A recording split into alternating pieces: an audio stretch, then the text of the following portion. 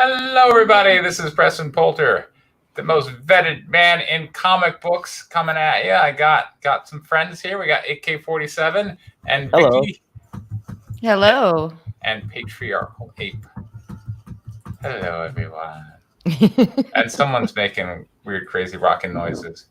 Oops. I'm doing well. Thanks for inquiring. We are all well. Yeah. Rumors of my demise are greatly exaggerated. So that's all I gotta say. Nobody has ever had a more greatly exaggerated demise in history. They were all, oh, this is the end of it. Like, really? I don't know why. I don't even know why you would say that. But whatever. Anyway. So new camera, yes. I went with a Logitech.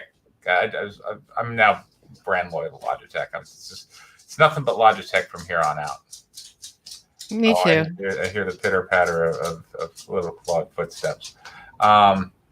Anyway, so here we are. We got some exciting pages. I have Guinevere and the Divinity Factory pages, as well as you know what? It's not letting.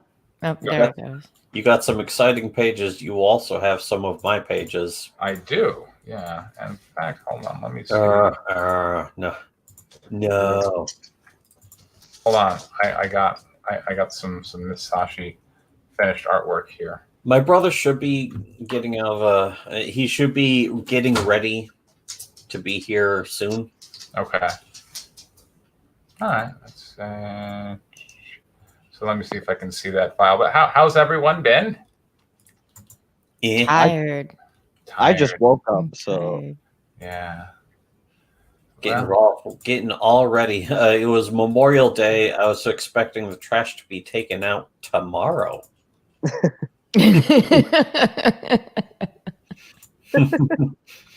That's what I figured. If you're going to read my scripts, you're going to be taking out the trash later. Yeah, exactly.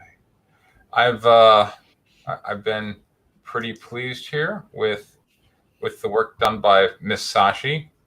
Here we go. So the file is in. I'll share it with everybody so you can see it. This is all right. So you don't have to worry about anime nipples. I'm gonna show you the clean one. But see, because who wants to see that stuff? But nobody wants to see anything like that. Can you see this? Demon Girl. Demon Girl, yeah. Yes. Okay, yeah. This is the Viviax cover here. Whoa, this is great. Succubus pasties. Succubus pasties with little pentagrams. See, pentagrams because she's a demon. It's perfect. It's perfectly work safe. That means it's okay. Exactly. Yeah. And see the title's going to go right there. Guinevere and the Divinity Factory 3. And she's, doing the tongue with the split finger V because she was a big fan of Victory for World War II. V for victory. V for victory. There we go. Yeah. So it's also a reference to White Lily. Yes, exactly. See, I try and work in as many White Lily references as I can. I'm like, what if she's doing like the Winston Churchill V? There we go. So, yeah, the V for victory. Also, nice tan line. Yeah. Wait, did you have a tan line? A little bit. Like tiny tan line around the underwear, the underpants. Oh, you're right. She does have a, hell is hot, and those panties keep her safe. This is great. Yeah. This is great. So that's the whole. But yeah, you're right. She does have a little tan line. A nice hips to waist ratio. Also, yeah. Exactly. I love Sashi's work. Yeah, and like the boobs didn't end up too shiny this time. A lot of times Sashi loves shiny boobs, but this time the boobs are not glistening. They're just there. So. There's some light reflecting. Well, I mean, sure. She's red. Yeah, you can get a little reflection. Exactly. Yeah. Only in perfect white skin do you get maximum reflection. I'm sure Miss Sashi would agree with me on that. So there we go. That's the Viviax cover for Guinevere and the Naughty Factory issue 3, and we're gonna do. Here's an idea. We're gonna do the naughty cover without the pasties as a make 100. All right. Or That sounds not. like- I don't know. It's just. I think it's a good idea. Okay. Cool. Yeah. Yeah. So. V for Vic. Wait a second. V for Vic. V for Vic. That's the opposite of victory. Yeah. Yeah. But yeah. So I have some pages today from Guinevere, and we can go through those. Can we get an angel version?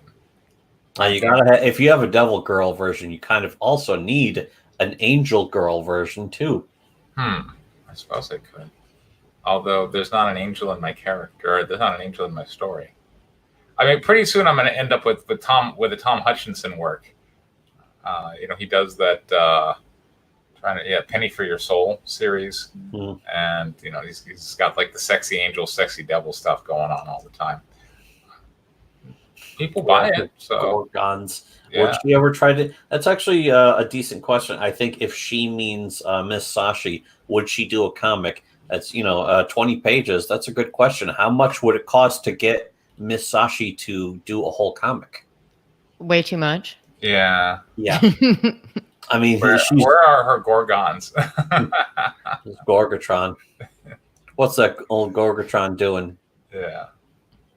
So I don't. I mean, for the most part, she just does covers, which, that's the best kind of work.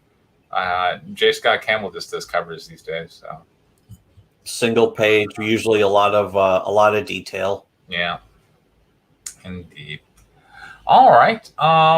Shall we dive into my work first, and then we can? Yep. Yeah. I uploaded like a couple of incomplete scripts. I figured. Yeah. Yep. I Because got it's those. again Memorial Day. Excellent. I'm glad somebody would buy. And in my humble estimation, I'm here now. I think my brother might be ready then. Okay, sure. Yeah, come on. Oh, wait, there. Sorry. Yeah. Okay. I'm here. I am here. I am in my humble estimation. I think now. I think one finished script would be better than 2 incomplete scripts. But that's just what I think. Well, especially for my brother was like wanting to include some work with my work. That makes it one complete, or at least I at least included. It was 9 pages technically, but with my brother combined, it's even better. One page. Even better. One page for me is more like 3 pages from anybody else. There you go. That's right. Anyway, all right. So let's go over the Guinevere stuff. It should be in your Discord, and I didn't. So I'm figuring. I usually look from your screen share in the stream itself when I'm reading it. Okay. That's just as good. I can. It's way too small on my screen. Yeah, it's probably. Oh, now it's big. Oh, Yeah. This is good. This is good. This is good. Okay. Yep. All right. So where does this one end? This one ends kind of around page 17. So I'm going to say let's read 8 to 17. All right. Now I have to scroll. Make All me right. scroll. Hold Coming on. back here, we got. 6, Boy, look at this 7. pretty formatting. Isn't this pretty formatting? It is. You said page 8? Yeah, page 8. Nice and clean. Nice and clean. All right, so we're definitely going to have Guinevere. We're definitely going to have Gatsby. Simple and clean. Yeah. We're going to have, obviously, all right, so Viviax and Karen will be done by Vicky. And Guinevere can also be done by Vicky. There's a couple of panels where Karen talks to Guinevere, but I think you can pull that one off, Vicky. You're gonna We got a girl character. We need a girl to read the girl character. All 3 girl characters. All 3. Okay. All right. So Thomas can be the narrator. Patriarchal Ape can be Gatsby, and AK-47 can be anything I didn't already assign. How's that? He can be anything. He can be the universe. Exactly. It can be anything. Karen. Yeah, just kidding. Yeah. I'm fine doing all three. All right, cool. Though I'm not going to be able to do as great a Southern accent as Ken did that one day. Okay. So starting from page 8. Yeah. All right. I'm not sure if this is going to echo because I can't put on my headphones yet. But Sure. page 8 panels. Do we want me to start right now? Yeah, go ahead. Okay. Page 8 panels 5. Panel 1, bolt of energy flies from Flies Gatsby's should be hands Yeah. and It should towards be bolts, yeah. Bolts of energy. through Eric's body and face, causing the underlying tissue and middle skeleton to char and melt. Guinevere reflexively jerks out of the way. Do I do sound effects too? That's Oh, AK-47. AK-47 is doing the sound effects. Right. Boom. Shh. Excellent. Panel 2, Eric staggers towards Gatsby, his face a grotesque death's head of seared and burned away flesh hanging off a glowing hot metal skeleton. His right eye is burned, blackened, and shriveled in his socket. His left is similar, but dangling by a cable in place of an optic nerve. His chest is similarly damaged. You pathetic reality benders. I was observing humanity from back before your kind even existed. Panel 3, more bolts fly from Gatsby's hands and consume all of Eric's form. Duh! Panel 4, Eric is a wretched, steaming metal skeleton from which hand the savaged pieces of him that used to resemble a human being. From which be hang. It should be hang. Okay. Two typos on this page. I'm going to fix it right now. Or 3. What was it? 3. The But this first is a one good had way to 2. copy edit, so, Okay. you know. It's the best way to copy edit is right in front of a bunch of people. Exactly. Because it's actually easier to catch. If you do it, I noticed if you do it alone, it's so much harder. It is harder, yeah. Yeah. Better a typo than some kind of art mistake. All Yeah. right, so we got hang. I just corrected bolts. And what was the other one? Scroll up. Okay. I did scroll up. Well, yeah, it was, I can't. Eric staggers towards Death's head. This is right. I forget. Okay. Must not have been too important. His right I'm hand completely spaced out right now. is black And my shirt. brother is drunk. Similar I'm- by a cable, or no, by a cable in place of that. Mhm. Scroll up more. All right. Was it at the beginning? No, that's the page 8. Yeah, and I know I mixed that part there. Where bolts. So that's Oh yeah, bolts of energy instead of bolt of energy at the beginning, and then something else from that same. Bolt of energy. Yeah. I can continue if you want. Okay. Yes, by all means. Hold on. Let me. Panel 5, inset panel. Eric turns his face upwards to look towards Gatsby. His face is bad news. There we go. Take the girl and go. Page 9, panels 5. Panel 1, viewed from rear, having opened the passenger door to his antique car. Gatsby beckons Guinevere to climb in, which she is in the process of doing. That would actually technically be another typo. Beacons. It should be beckons. Oh, yeah. Should be back and see. Look at you guys, Johnny on the spot. Yeah, again. We are Minor writers. typos. That's We okay. are writers. And yeah, but, her clothes cling tightly to her curves as she Nice. stretches to get into the car. I The got to car- give certain instruction to the penciler. Oh, that's always good. They need to know. Yeah. Yeah. Well, everyone needs to know, really. The car in question is a cherry red 1920 Stutz Series H Roadster photo reference. I play. You know, they're about to re-release Mafia 1. Awesome. That's true. So I still don't know what. Who's car that is. Gatsby? I think I'm Gatsby. I believe you are. All right, Gatsby, we got a line. Less than a week in the city, and you've already gotten mixed up with the wrong sort. I got a robot to fall head over heels for me. Panel 2, Gatsby pulls out into traffic as Guinevere continues. The robot part was new. I'm sorry if I failed your initiation. What happens next? Panel 3, Gatsby drives with his eye on the road. No challenge has ever truly failed until the contestant gives up. Ben truly fails. So it's like that. Well, then I ain't giving up. Panel 4, Gatsby smiles as he shifts gears. That's the spirit, my dear. Panel 5, the car drives towards the Washington Square Arch, which holds a shimmering portal towards the spirit realm. Where are we? Page 10, Panel 1, the car enters the spirit realm. The real world can still be seen through the portal as the car pulls away. Spiritual Manhattan exists as a strange explosion of colors and images, some sacred, some profane. Viviax the succubus from issue 3 looks the part of a streetwalker. One hand is on her hips while the other holds her fingers in a split V as she flicks her tongue lasciviously.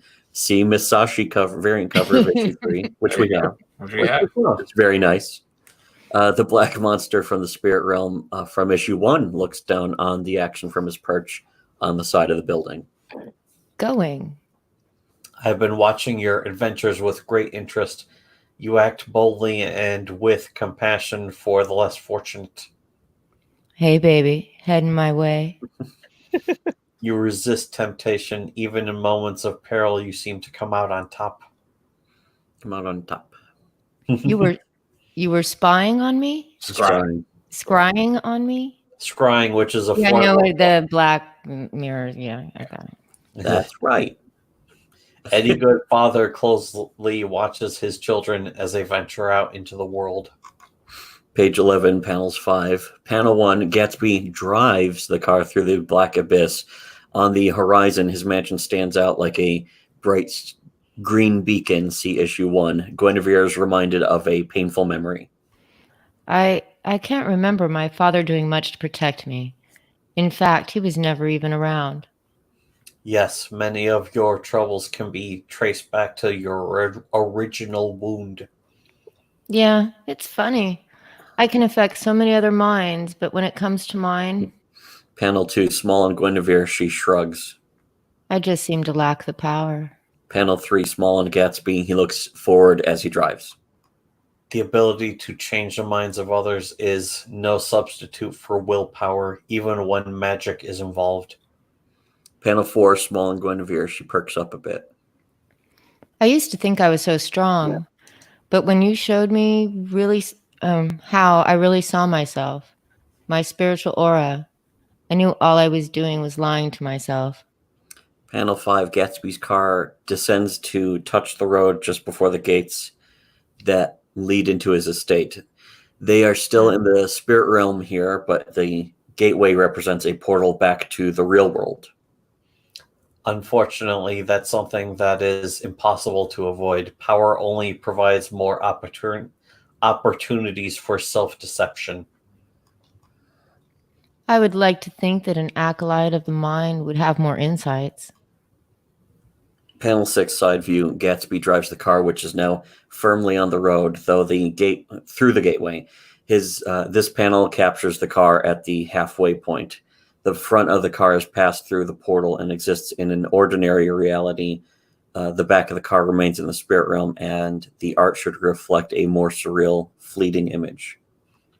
Oh, heavens no, mind mages are the craziest of any of us. Page 12, panels 5.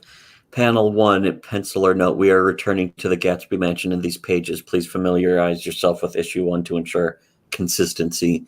Gatsby parks the car into the circle driveway just before the staircase. His butler opens the passenger door for Guinevere to get out. A party is going just as before. Man, you really never stop the party, do you? Can't have too much of a good thing. Just like that Poison song. My favorite, the best Poison song. Or was that Cinderella? I don't know. Panel 2, Gatsby and Guinevere ascend the stairs as a proper gentleman and lady, with her hand nestled in the crook of his arm, despite the fact that they are not appropriately dressed for a party. As in the first issue, the party is in full swing. At the top of the stairs, the latex fetish Nazi from page 6, now dressed in a full-length black vinyl evening gown, sits on top of Mark, who had tried to seduce her in issue 1, pages 1 through 5. He bears a recently shaved head, but maintains the same outfit as we saw last As we last saw him, he sits on his hands and knees, looking quite embarrassed to be playing the role of human furniture. You sound like you're going underwater. No, I know you're in the same room, so either you're looking away from the. No, I was thinking, I don't know. Who My knows? thing is still quiet. If you're tuning away from the microphone, that's all I can think. I'm not. Looks like Casanova's met his match. Panel 3, Gatsby enters the main house through the front door with Guinevere at his side. Diego, a bald man dressed in a tuxedo, approaches and looks to Gatsby for direction. Welcome back, Master.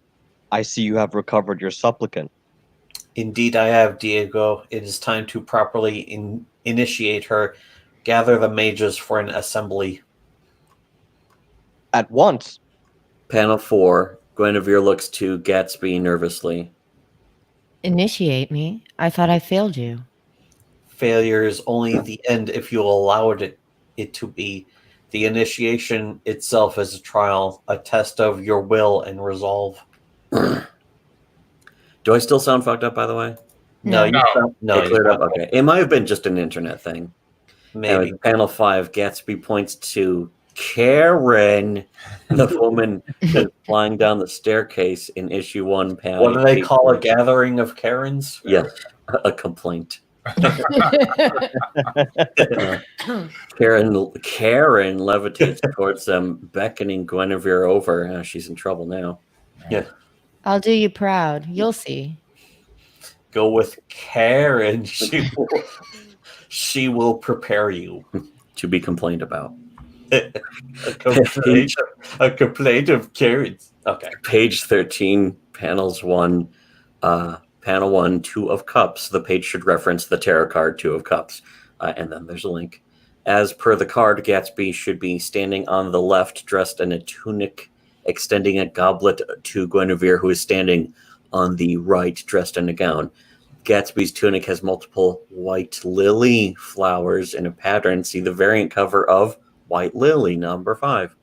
Guinevere's dress has no adornments. Both figures wear crowd of metallic laurels. Hers green, his red. Behind them, Karen bears a standard under which they are toasting. The standard shows the caduceus of Hermes. Caduceus? A caduceus? Yeah, that's Oh, the yeah. staff with the That's snake the- lining that's up the it. snakes intertwined. Yeah. Never pronounced it before. Two snakes coming together. Oh yeah. You mean the like wrapping around the thing? Like in Conan the Barbarian. Oh, okay. I actually listened to that the commentary with John Milius and Arnold Schwarzenegger. Oh, the whole thing. It's really good. Yeah. It's important. I didn't even like it that much, but it's important to listen to. Anyway, Toward caduceus Stay on track.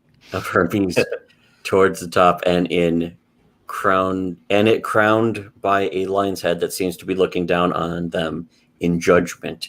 Behind them all stand the open door. Behind them, yeah. Okay. Behind them all stand the open double doors to the ritual room. It should just be behind them. Okay. I've rewrote that sentence like 4 times. And it's Yeah, that's fucked up. I've done that too. Believe me, as a writer, I understand. Anyway, I wish you good fortune in your initiation trial. I'm not sure you are ready for it, but you have been approached by a demon recently. That would not have been possible without the amulet I lent you, which may have been an error in judgment. Regardless of your level of readiness, we must determine if you are worthy to continue to carry the amulet. Should you be deemed worthy, you will achieve the rank of initiate. I'm going to do my best. That is all anyone can do. Page 14, panels 7. Panel 1, Guinevere's initiation trial takes place in a pocket dimension created by the mages and need not follow the ordinary laws of physics. This particular pocket dimension was created to resemble a courtroom with 9 mages sitting behind desks, the judge's bench, on raised platforms looking down on the proceedings. These desks float independently, and each mage is represented by a different arcane symbol that is featured prominently as a seal on the podium before them as they look down in vague disapproval. Each of them wears white Masonic robes with a purple-colored patch on their shoulders showing that they are of the White Lily Order. Yes, I'm referencing my own fucking book. Guinevere stands before them next to a wooden St. Andrew's cross. Is that the upside down cross? No, that's a No. green cross. Yeah, What St. is it? Andrews is the big X, Yeah. Like the X-Men. like the X-Men. Whoa. Oh, that's pretty cool. Remember that part in the X-Men, one of the recent ones, where it's Jesus and he's holding the cross sideways? No. No. I think that was the one directed by Mel Gibson, right? Gatsby sits in the middle of the circle of judges with his right arm outstretched. I think outstretched is one word. Green magical energy flows from his open fingertips. As has quorum, let us begin. Quorum? And it should be as we have quorum. Okay. Yeah, quorum means you have Okay. enough. We're actually doing It good should be- at proofing this. Yeah. Have a quorum. You should Okay. toss All an right. A in All right. there. Fine. All right. Okay. As we have a quorum. Okay. All right. A quorum. There we go. Yeah, whenever you rewrite, I notice it's like, okay, I got to this. Yeah, believe me, when I rewrite something, I go into the middle of the sentence. Yeah, and it's just getting look at the hacked. sentence Yeah. 3 times to realize, oh, this sentence no longer makes sense. Yeah. Yeah. I have 3 different unrelated thoughts mashed together into one sentence now. Anyways, panel 2, the green energy knocks Guinevere unexpectedly back onto the cross and binds her hands and feet to the terminal points of the X. Behind her, tendrils of green energy close the double wooden doors. What? Ah! Panel 3, Karen snaps her fingers. The supplicant will approach. Snap. Panel 4, series of panels across the bottom of the page. The motion of the cross bearing Guinevere will be illustrated over a series of panels with some motion lines of double images on each panel for effect. Here, the cross lifts off the ground and begins to spin in a counterclockwise direction. Ah! Panel 5 series. The fear shows on Guinevere's face as the cross continues to lift and spin counterclockwise. Her head is now at roughly 9 p.m. of a clock face. Panel 6 series, her face shows fear and surprise as the cross continues to turn. Her head is now at the 10 o'clock or so. The cross floats up towards Karen's judge's bench / podium, but is still well below it in this panel. Panel 7, Karen's cruel-faced judges Guinevere. Of course. Of course. Who is eye level with her, except Guinevere that is upside down. Yeah, it should be just except whenever it's upside down. There we go. Ah! Listen, bitch. We both know you don't deserve to be here. The only way you're leaving this chamber is in shame. I advise you not to prolong your agony. She's called the manager.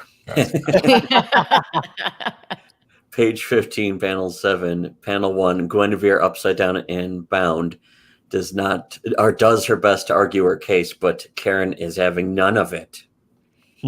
I can do magic. I thought you would want me. You thought wrong. Dime store tricksters who think they have mastered their flow are a dime a dozen. Any investment we would make into you would be used against us as soon as one of our enemies turned you.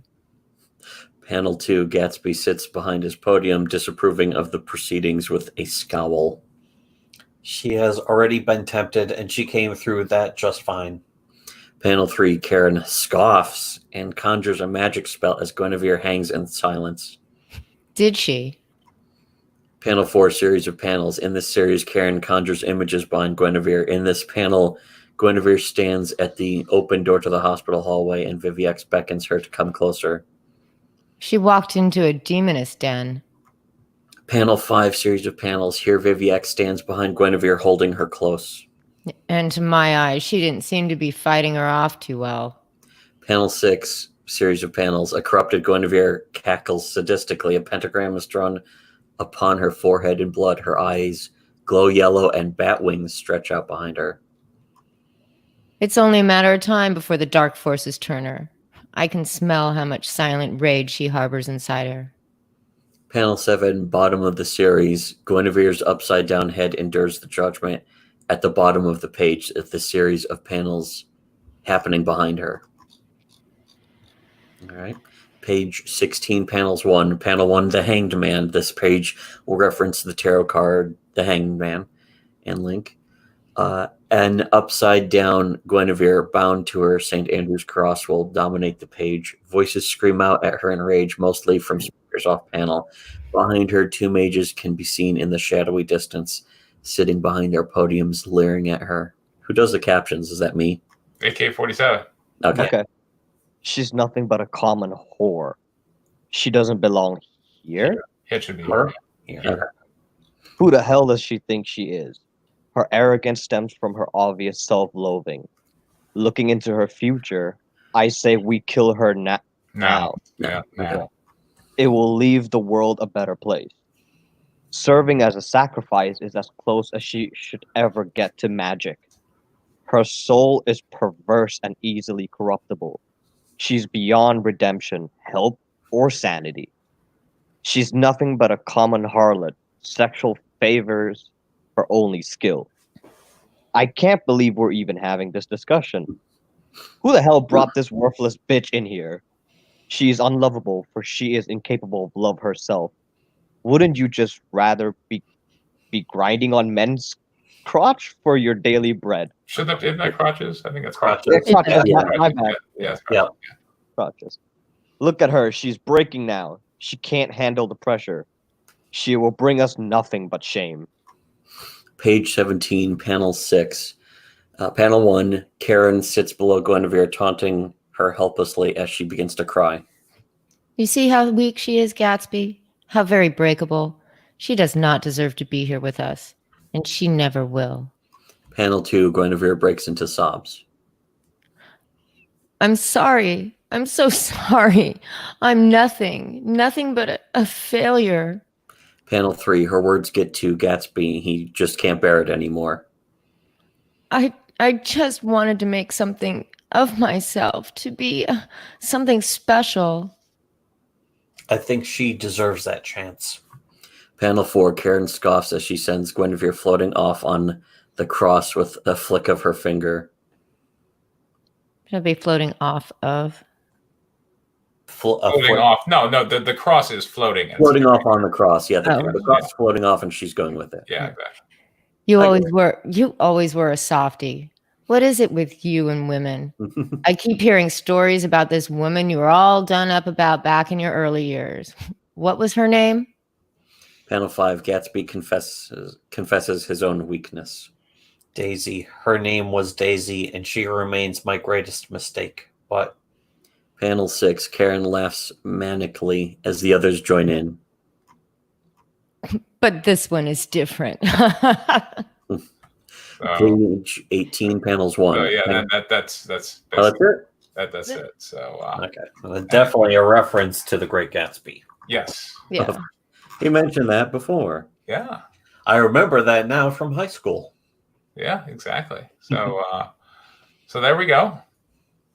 What do you think? I There like we it. go. There we go. I need to get out of the chair to open a new beer. Okay. All right, Vicky, start us off. I enjoyed it. Okay. I like the pacing of it. That one page though with all the captions, that seemed like a lot. But I loved it. What do you mean? It seemed like a lot. And just oh shoot, I'm just totally lost the page. I scrolled past Okay. it. It was the one with seven Yeah. panels, wasn't it? Well, I The one big page. I But feel there like were a bunch of I little- should have stuck with like the good stuff, but yeah, Yeah. I really liked the pacing of it. okay. I liked all the little tie-ins with everything. And no, at this point in the story, she has not been possessed. I wrote an earlier version where I had her possessed, but now she hasn't been possessed yet. Is the potential of her being possessed. There's definitely more there's more character meat and putting her through the ringer, which is which adds a lot more emotional meat, I guess, to put it that way. Emotional meat. Which, a lot of comics don't even try to have like an emotional resonance or connection with the main character, and it's like, oh, look at this stupid loser character everyone hates here.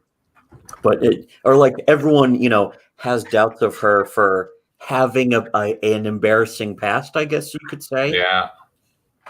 So I understand that. In fact, I think I understand who Karen is, and it's There you go. The perfectly named character. But also Karen, I understand that Karen, the representation of Karen, not actually Karen. Right. Putting Guinevere before you could say tribunal. Right. But I was just remembering also from watching the Civi 11 video review of Daikatana, and it's just like, the character of Charon was the ferryman over the river Styx, and he's like, he called him Karen. Wow, that's harsh. Oh yeah, Civi 11. His videos are very good. His videos are great. Just unrelated, but yeah, what's interesting is that I'm not sure how recently you wrote this or you had plans to write this, but it's funny how much more resonance there is for this right now than there ever has been before, even for you especially, but in a way for a lot of other people that I could mean. And I don't mean us or anything, but like, what I was even thinking of was George. I was like, oh man, he's sort of not exactly strapped to a cross, but fucking Right. There's a lot of people who have had to face a lot. I guess not just Who are necessarily only interested in like mocking and being like, you suck. not just just for the necessarily because of sake. Karen, but the concept of judgment, harsh, unfair judgment. Did you already do a tarot card for judgment? I did. Yeah, that's actually in White Lily 5. Do I see it? All right, White Lily. Yeah. Because I was thinking it could also be here. I will pull it up real quick. Yeah, all right. As long as you got the whole deck, you're working on the whole deck. I remember. I'm working on the whole deck. It takes quite a few. Through comic form too, which is a nice. It's economic even. Yeah. I actually really like that concept too, is using the tarot cards in place as part of the theme of like specific elements of the story, but also building a deck throughout your entire your universe, your over of work or whatever the fuck. Over. This is one of those things I actually really like, like with the tarot cards, because actually, Preston, have you considered doing an upside down version of them, because they can be read opposite, Well, I mean, it's a card, right? You could have it right side up, you could upside down. You could flip the card upside down. I don't know. like a playing card. Yeah. I mean, if I made the card upside down, how would you know? Oh yeah, that's true. So by the way, this is a page from White Lily 5 here. So this is Katya returning home. Mm-hmm. And I remember seeing this one. Yeah, this is also the Hermit. She's got the thermos. Oh yeah, she got the thermos. Yes, this is also the Hermit. I like the lighting on that and stuff. The lantern. Yeah. And she's visiting with her mother and talking about things and remembering back. And then she goes off. And then here she is, pledging herself to the Soviet Air Force. And so this is the tarot card Temperance, which is kind of ironic because she's pouring herself a glass of vodka. But it's like the opposite of temperance. She's pouring herself some alcohol. Exactly. But Temperance is a winged figure, so there's the wings of the the actual flying wings and stuff. They're very modernized in a way, and then ironic and all that stuff. And then it's unique. It's not you just aping. It's like I'm making tarot cards with my characters. It's like I'm making I'm putting an ironic twist on them. I'm not massively familiar with the whole set of the tarot cards, but that looks like another one with a broom. Yeah, see, I'm getting there. So here, this is Katya is now, kind of recounting a Ukrainian folktale. So she breaks into the story of Vasilisa, who, Vasilisa, her father died. She had to go live with her stepmother and her two wicked stepsisters, right? And they just Cinderella, exactly. And they're putting her to work and they're abusing her. And then they come up with a plan to kill her. So they extinguish all the fires in the place. And they send Vasilisa out into the wood to find Baba Yaga, the evil witch, because John Wick? Knows the secret of fire. John Wick. Wow. John Wick reference. That's great. That's a great reference to John Wick. So where's the dog? Where's the puppy? Where's the puppy coming into this? So she goes out and here she is with Baba Yaga, And this is Judgment. See, Judgment has like four corners, and she's doing chores. And as the story tells, Baba Yaga assigned her chores to do, and told her if she didn't do them right, that she would kill her. And then this is the house with the bird. The house with the bird feet, and then down here at the bottom right, and then Baba Yaga looked into her. The witch looked deep into then the young woman's soul, and saw tremendous rage that reminded the witch of her own hatred for others. And then this is going to be the card for death. Her stepmother thought for sure that Baba Yaga would kill Vasilisa, but she didn't die. She didn't die. She earned the secret of fire from the old witch who sent her forth to destroy her former home and kill all who lived there. By the way, the story of Vasilisa is a little different than Cinderella. Just real. I remember actually being told the ending of the actual ending to The Little Mermaid is she gets turned into a sea sponge at the end, and it's like that's depressing. Yeah. So. Most of the original those fairy tales were very dark. Oh yeah, they probably. Yeah, they weren't Disney these made them happy much little happier. Disney movies. All those. They Disneyfied it. Wait, she becomes SpongeBob at the end? Pretty Because it much. lives on Bikini Bottom. So that's Judgment there in White Lily 5. Alrighty. I like all the crossover with the tarot cards in the books. Yeah, against the different books too. It's like in different universes. Like here's this one. Especially as my friend Jennifer put it, it's like you're really building a brand here now, because when the deck is finally put together and people see it, it's all the characters from all the universes, and they're going to be in these iconic poses from situations, and you're going to be able to look at the card and go, like for instance the Hanged Man, you're going to be able to look at that and go, that's Guinevere when she was being harshly judged before the king. So you will, because tarot cards are supposed to kind of have the story behind the picture, which is supposed to relate to your life or whatever. Like when you draw the Hanged Man or whatever. I had somebody pull some tarot cards out on me, and they pulled out death, and it's like, here's death. They didn't bother to explain it, and then somebody else later on was like, here's what death means. It can mean a whole bunch of stuff. I mean, obviously, tarot cards, they're not really magic. And depending on the sequence, they're not really magic. But death can actually mean a whole bunch of stuff. Change and alteration. Clipping your toenails. Clipping your toenails. And sea foam. The Little Mermaid. She turned into sea foam, which is like it's not even a sentient thing. She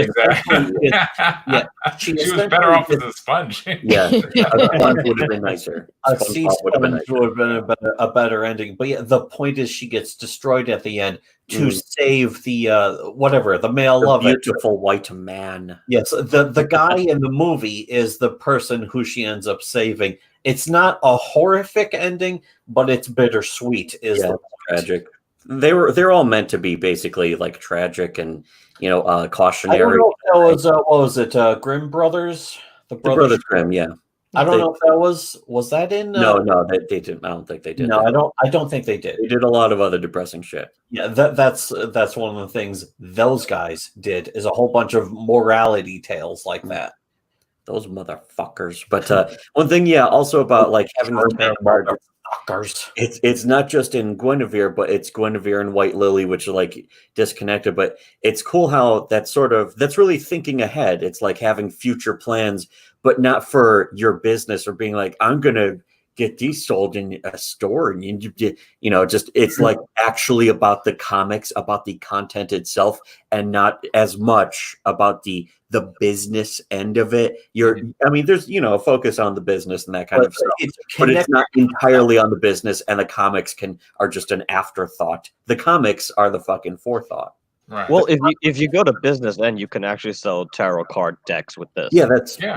Actually, a tarot card art set with the characters. But it's not all based on that first, and then the comics are just the last thing at the bottom of the pile to be thought about, which is, it's good that the comics, the actual content of the comics, it's what is coming first and what's being thought about, in this big crossover before anything else even.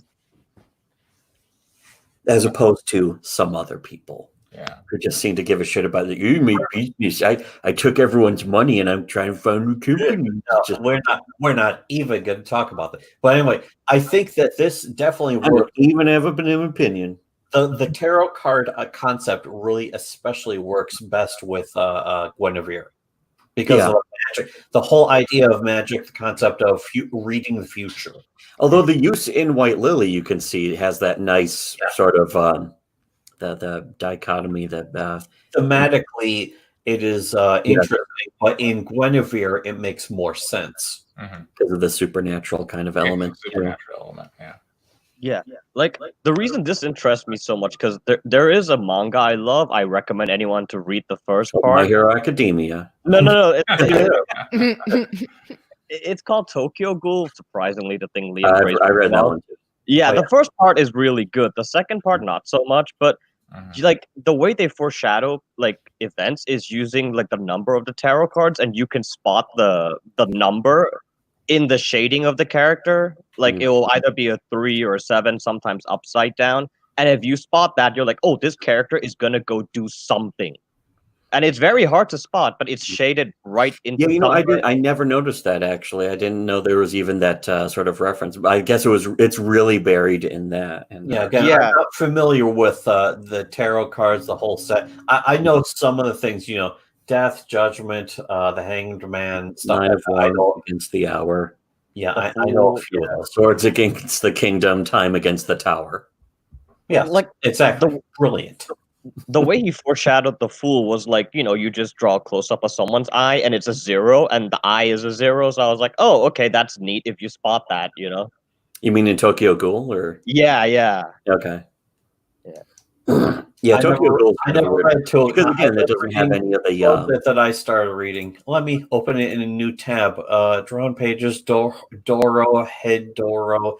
It's like Lizard Man guy. I thought that was really interesting. To become a lizard man, and like his actual human body is apparently down inside the lizard man body too.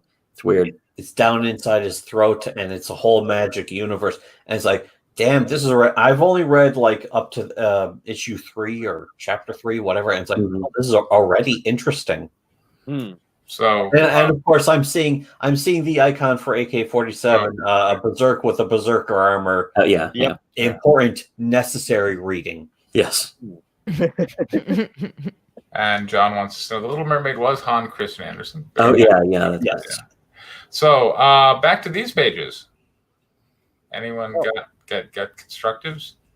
Well, they kind of said, like the brothers already said what I was thinking, that the tarot cards really complement the magic of the story, Yeah. And you're not being like all Harry Pottery about like, oh, all these random magic spells. Like these have actual meaning that tie to the character progression. Waving wands around and shit. Yeah. As far as constructives though, I don't know. Constructive criticism. If I had to say something constructive criticism, it's like I have absolutely no sympathy for Guinevere at this point. It's like, okay, why don't they just disintegrate her? It might help to have read the previous issue. Yeah, I have to have because that's. I'll admit that right Weren't now. you with us during issue 3 when she was in the spirit realm with Viviax, who was showing her tragic backstory? That was me. Oh, okay. All right. Yeah, I wasn't. They're almost interchangeable, but not quite. I only read the first issue. I read the first issue, and that's it. All right. So that's all I know. I guess that's a completely irrelevant. That's one thing about the format of the show is that the comics, like any comic, any story is meant to really be read all at once, all together too. Yeah, that's the way I prefer it too. I know there's some people that are like, oh, I don't like binge watching shows on Netflix. Well, then don't watch TV. So patriarchally, if you're just like, dude, Guinevere sucks. They were right. Like, what a wise bunch. Well, you got to take it. You do have to take it in the whole thing. Sure. Is that it's a whole character. On the one hand, though, I will say that the characters, a lot of the characters, especially Karen, are completely unsympathetic. Mhm. Yeah, well, I don't think Karen's supposed to be sympathetic. Karen, well, yeah, no, actually, that is one of my thing. That's one of the things I would say is good. Is Karen is very effective as a villain, perfectly named, but also Gatsby. Also, he just seems a little. He seems a little. I don't know, cardboard. Again, this is based on just this issue, which I would not 50 pages of this issue. We haven't. not I enough mean, to he makes consider. appearances in other comics or something, doesn't he? Yeah, Gatsby. yeah. Not just other Guinevere comics, but He had a whole going to book. be a character in his own comic. There was a whole novel, yeah. There's an entire novel based around Gatsby called The Great The Great Gatsby. Gatsby, yeah. And I know I'm familiar with that. my brother did not read it, and I read it, and then I saw the movie. Yeah. As far as I'm concerned, the entire story of The Great Gatsby is rich people be rich, double murder suicide. There you go. I never saw the movie, just read it. The movie was That's okay. that's essentially what happens. The same thing happens in the book, except I think they don't describe the car accident. Okay, so this is part of the problem, by the way. Just coach people in comments. Try not to use pronouns because now I have to guess who he is. But I'm guessing you're saying the Gatsby seems lightweight. Okay, I can only assume because there's only one he in this story right. currently. That's another criticism. Well, there's the android guy who got melted. There's the not android guy. enough men. Yes, there's not enough men. There was one guy who got killed right at the beginning, and then the rest is Gatsby. So not enough men, not enough hard cock. All right. Enough swinging dicks around. There's Diego, and We also had Diego. yeah, You're The right. human furniture guy. And we also had the human furniture guy. Yes. I noticed there's clearly, some familiarity with all the decadence and the hedonism stuff. It's like having a bearing on the story. It's like being familiar with that kind of thing. It's like just released trying to share the perspective of that and how other people. They just released something on Netflix about fucking what's his face, Jew boy. I fucking call him Jewy. You mean Boy, Uncut yeah. Gems? Not Uncut Gems, but the Another real life Jewish guy? Oh, you mean real life story. Epstein? Epstein. That is a guy who is not immortal, has no magic powers, just a shitload of money, and he had his own private fucking island where he raped children. And it's just, when you think you have enough power, you think you can get away with anything. Just imagine if you had magic power, you would think you could get away with fucking anything. Any weird fetish. Furniture as you wouldn't even think about it after you'd be treating people as furniture without even noticing it barely. It's kind of like the fucking, not the Eldar. Well, I guess the Dark Eldar. Yeah, the Dark Eldar. Elves. Chaos But when elves. you're that old, you're that ancient, and you're that corrupt, you stop thinking about morality. Mm. So I believe I can accept me personally. I can accept things like that in a story very easily, where it's just like, the concept of mercy and morality just think goes Mike out the window Oxwell- when you're that ancient. Wonderful name, by the way, Mike Oxman. Mike Oxwell, alcoholic. Is there Exactly. Phil my pockets? Fill my pockets.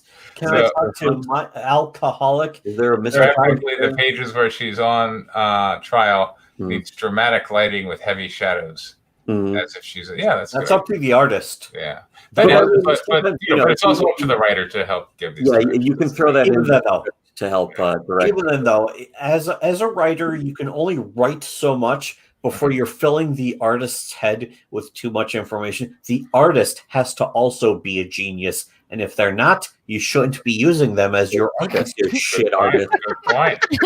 All right, AK-47. What constructives? You got anything? well, they kind of pointed it out.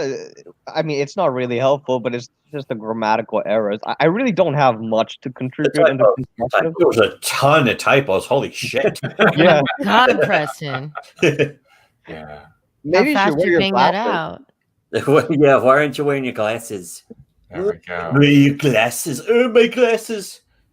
And don't always trust spell check. I Sometimes will it do my fucks best. you up. Spell check, yeah, spell check can lead you astray. But, the great thing is that as long as I get the words close enough to what they're supposed to mean, Yeah. the artist will take it from there. We have to be able to intuit that. But the thing is, if it's spelled too incorrectly, the artist will get confused. Correct. The artist That is will get valid. confused, and that's bad. Well, that's why I always say proofing is good to do Yeah. for yourself, but if you proof with other people, it's even better. Right, drunk. So, head. AK-47, as you were. Oh, As that's you all I were. had. Oh, that's all Yeah. you had. Okay, Vicky. Yeah. That's pretty much it. Though some of the captions in that one panel got a little repetitive. There were a few that were kind of repetitive, but other than that, I liked it. Redundant. A bit. Yeah, a little redundant. All right. Although, I mean, in a way, that's the point. Is that It is kind of the point. Yeah, Yeah, yeah, true. But I'd have to go over them to note if they're too repetitive. Yeah, having gone through the experience, I can say you hear a lot of the same shit. You're just like, I heard that one too. It really I also heard that. One more constructive is you should write more characters for Vicky to read. Okay, I'll get to work on it. More girls. Thank More you. girls being girls. There's too many guys in this story, if anything. Too many guys, not enough hard abs. Hard bodies. We got some hard bodies. We got some hard bodies on the What bodies are you here. talking about? No one will ever find those bodies that I buried on your behalf. Hard bodies. We got some hard bodies on the dance floor. Yeah, What okay. bodies are you talking about? We went over that now. We already went over that. episode. On the subject of brilliant scripts, Aqua Teen Hunger Force. So we got Culture War and Nom de Guerre. Oh man, we're going to the real garbage here. I would say My just stick to script. one. Believe me, and I want to fucking make sure that everyone knows this up ahead of time, is that these aren't, I wouldn't even consider these a first draft. These are like 0.0 notes at this point. Okay, all right, fine. We should do how about we save the Nom de Guerre one for later, though? All right. Yeah. Because we want to have future episodes. We want to make sure we're over prepared. That one, usually I prefer to make those like 10 pages. I didn't even get 10 pages. We had a bunch of stuff happen this week. Yeah, this week was a little shit. busy, I noticed. yeah, it was a little crazy. I'm actually looking at this whole script fits on one page. Culture War. Oh, well, perfect. Yeah, that's actually, because it's comedy. It's supposed to be It's supposed to go with my the Cape Huck Follies thing. Oh, okay, got it. well, We're going to be throwing in the last pages or the something. concept I had in mind for this was actually like A. Wyatt Mann's own comic ideas, where it'd be 1 to 2 panels, very simple and very offensive. The old classical political cartoons of newspapers and that kind But of again, stuff. A. Wyatt Mann Yes. with This stuff specifically. legitimately a good artist, and he draws the ugliest people imaginable because it's all like Jewish people, Especially if they're not white. Oh I no, know. white people race mixing with Asians. It's the worst thing in the universe. And it's like, but aren't you married to a Jewish woman? He's married to a Jewish lady, yes. He slams Jewish people. He's married to a Jewess. Okay. It's like, holy shit. Yeah, you should look up his comics. His comics are really good. His comics are legitimately good, but Whose comics? His A. A. Wyatt Mann, I think I Okay. think I know his real name, but I don't want to kind of out him, and he even though it's sort of All public knowledge for made that some 20 years. comics for Jim Goad's material. Jim Goad's All right. Group hug. well, what was the comic He did that the site he made? banner. So here is Fags in Denial. No, that was a different guy. Oh, here is Jim the entire Blanchard did script Trucker Facts for, in Denial. for the Culture Wars. and I did not. I don't know how many parts we're gonna have to divvy it up into, but I'm gonna make the print bigger so that it looks. You could like just more. make it one of us each reads a page. I can read the whole thing. Okay.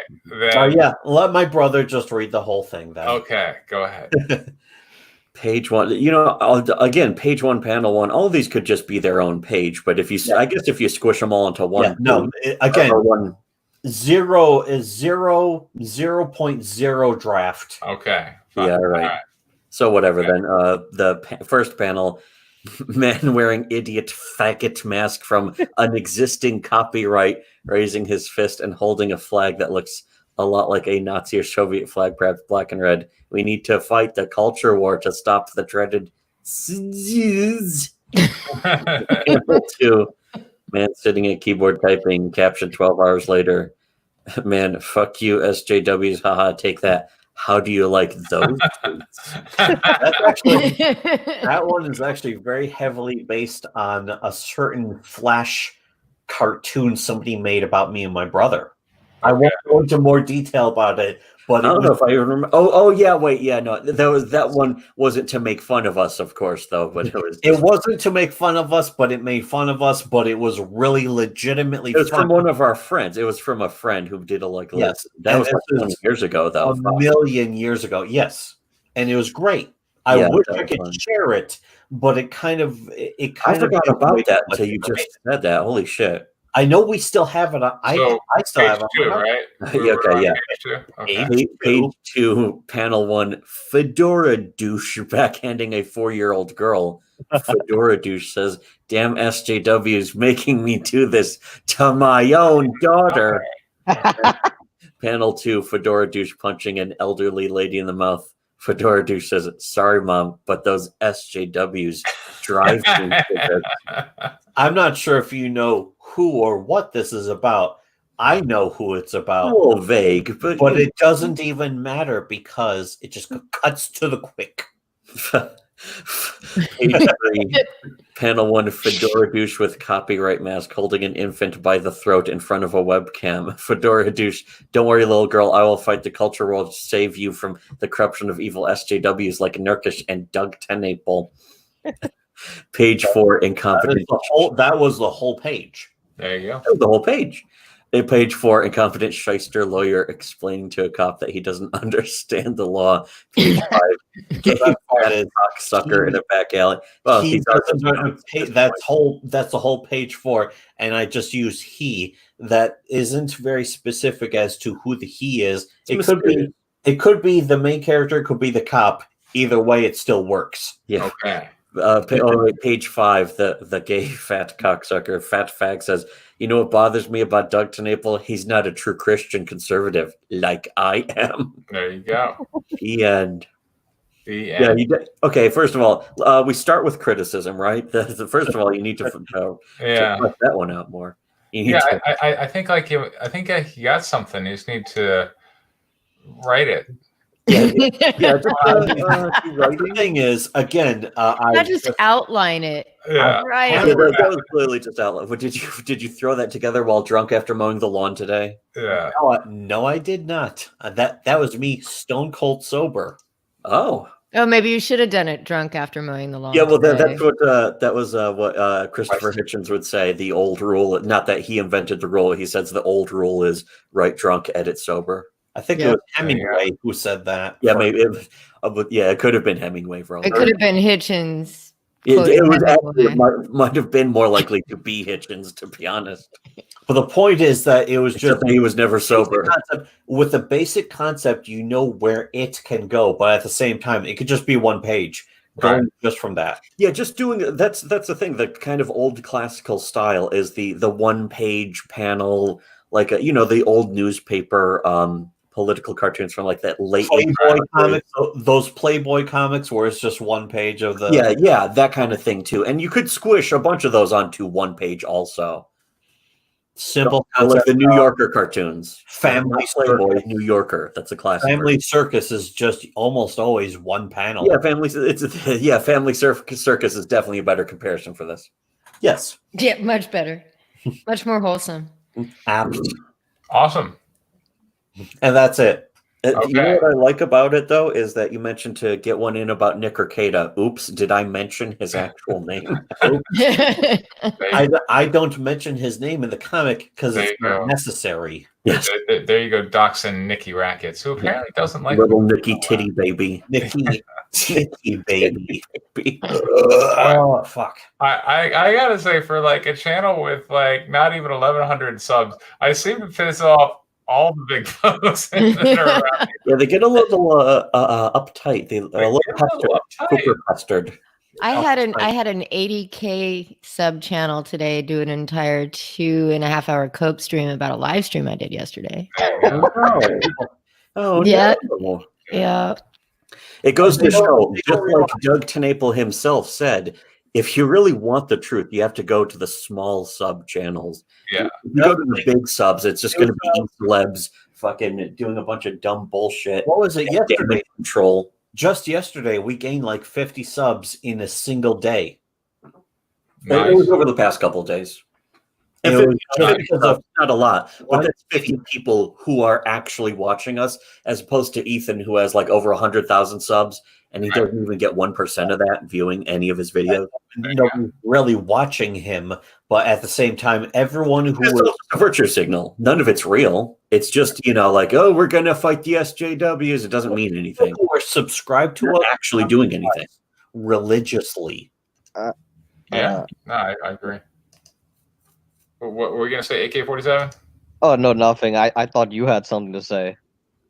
I never Nope. have anything to say. No, But I say what I say. I believe we said it all. Say But what by I the way, patriarchal, right? Can I call you Pat? Pat, yeah, that's, Yeah, that is so much more succinct. yeah. Gets You right. and Thomas are Thomas and Patrick Roy Loop from now on to me. I guess. I mean, he's not. Patrick. Actually, his name is Patrick, and it's not Patrick. It's not Pat. all right. Raymond. So much Well, more. Tell you what, I got some pages I want to share here. All right. All right. So since we didn't Who have to fill out the rest of the episode. yes, we didn't have much of a second script here. So this is some Jeremy Renner stuff. Oh, Jeremy Renner, you mean the actor? Hawkeye. The Jeremy Renner, yes. Hawkeye. Hawkeye from the Marvel movies, Hawkeye from Marvel movies. From the Marvel movies, yeah. and he was also Judge Dredd. Oh no, wait, no, wait, No. no. So yeah, I don't know if you can tell, but it says Jeremy Renner presents The Rift. Wait, did he write this or? producing Let's take a look at the credits here, which Oh, Check it. yeah. So we got created and written by Don Handfield and Richard Rayner. So no, he did not write it. Artist was by Lind Carolyn, I so know. he didn't draw it. Oh, you know him? Carval. Oh. All right. Colorist was Rodrigo Fernandez. Yeah. And letterer is Taylor Esposito, who did issue 1 of White Lily and probably doesn't like me. Oh no. That tends to happen. I'm a letterer. Comics is a real. I fucking- know. Like, what am I going to do without a letterer? Get another letterer, but oh well. Comics is a real train wreck of a fucking medium these days. It's It is. kind of shame because I know people who are like, oh, I'm trying to get a comic made, but the community is so fucking bad right now. It's insane. Yeah. And as we're seeing right now, and having a good derisive laugh at their expense, a lot of them really turning on each other right this second. Yeah, indeed. So cover by Nicholas Fly. Eli. Director, Eli. All right. Director of development, Philip Flores. Editors, those two. 2 editors on your Yeah, comic 2 book. editors. That's Assistant, not a good time. 2 editors with an assistant editor. And then we got, and then what is this? 5 comics. Red Oh, yeah, we're for Red 5 Comics, who, by the way, these are the guys publishing White Lily. Just FYI. Okay. Well, that's neat. And they were particularly interested during the negotiation in the movie and TV rights.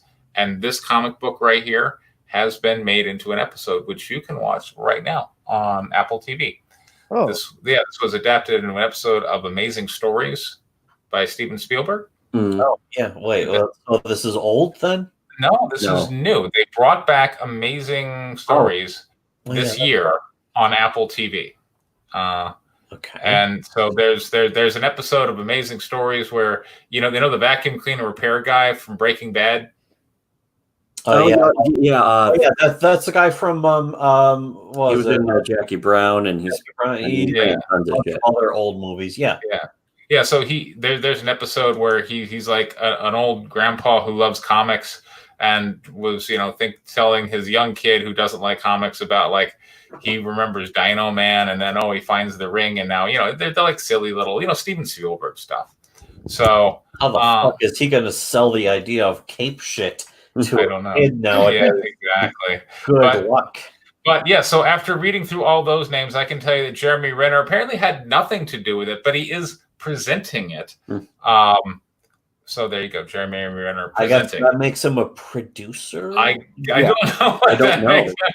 I mean, I know that it works for like if you're making a comic, if you can get any famous person's name anywhere on your book for any reason or no reason, then just go for it. But I have no idea what any of it means anymore.